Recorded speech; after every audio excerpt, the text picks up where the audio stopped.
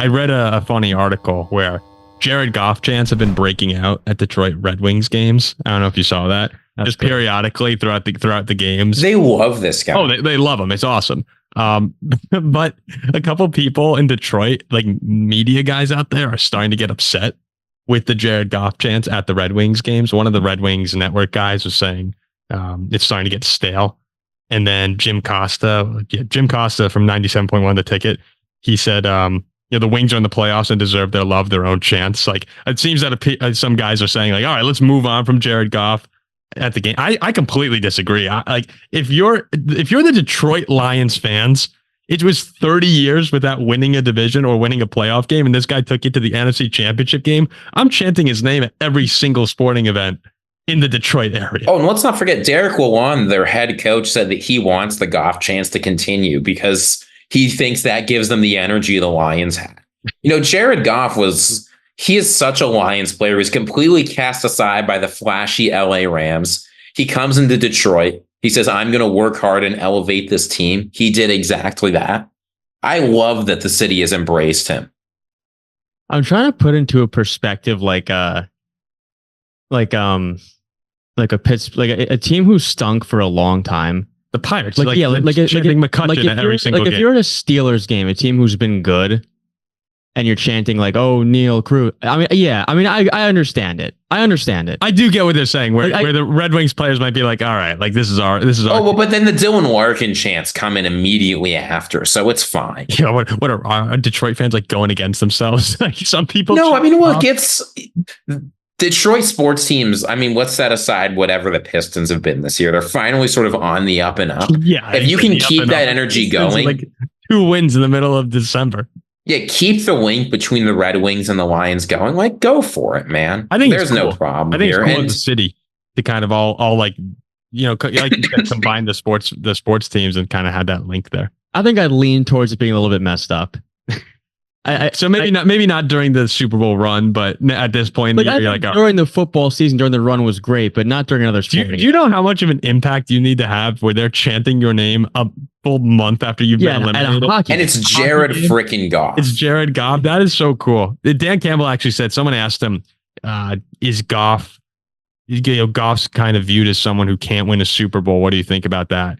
And I thought Campbell did a nice job. He's like, he says it's because it hasn't happened yet. That's the only reason people are saying that. He said Goff's a winning quarterback, and he can win in this league with this guy. He showed it last year. They went to the NFC Championship game. Let me give you a resume. A guy goes to the Super Bowl, then he goes to a perennial loser, and in a couple years they're in the NFC Championship game, and you're saying he can't win? Oh, and really? The Rams, and let's just say the Rams were also big losers for a long time before getting Jared Goff. A guy who loses a Super Bowl to the best ever, and then goes to the Lions and goes to the NFC Championship and win a Super Bowl. It's just here's where you could kind of like full circle this conversation. If you do say that Jared Goff can get to a Super Bowl, you would probably say Kirk Cousins can get to a Super Bowl then too, right? I think if you put Kirk on the line, the Lions are better than the Vikings. Yeah, no, but like when you're talking about quarterbacks who can win the Super Bowl, because there's this narrative going around, and I think I've actually bought into it to some degree, that unless you have one of those top guys, you're probably not going to win the Super Bowl. And, over the course of recent NFL history, that kind of tends to be the case. There are exceptions like the Nick Foles teams, but unless you have the guy, it seems like you can't win a Super Bowl.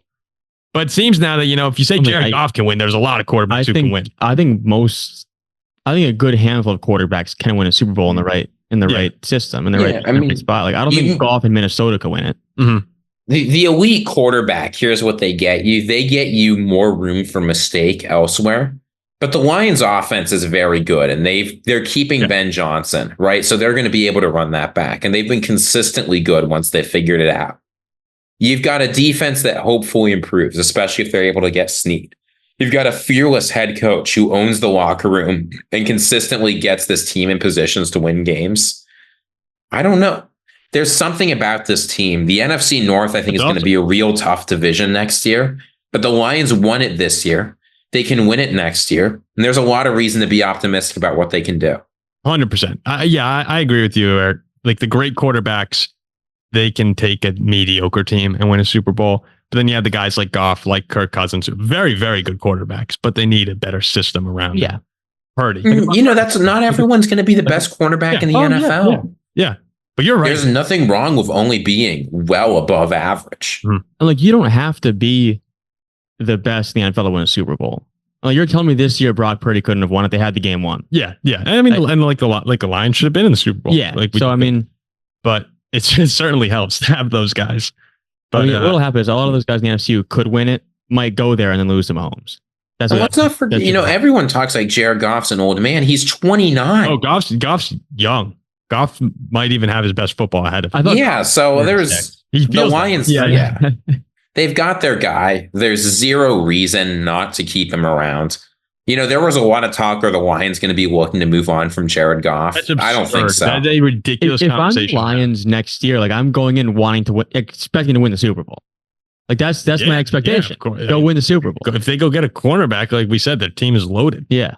It's the NFC North's going to be, if Caleb's good and Kirk comes back, which, who knows?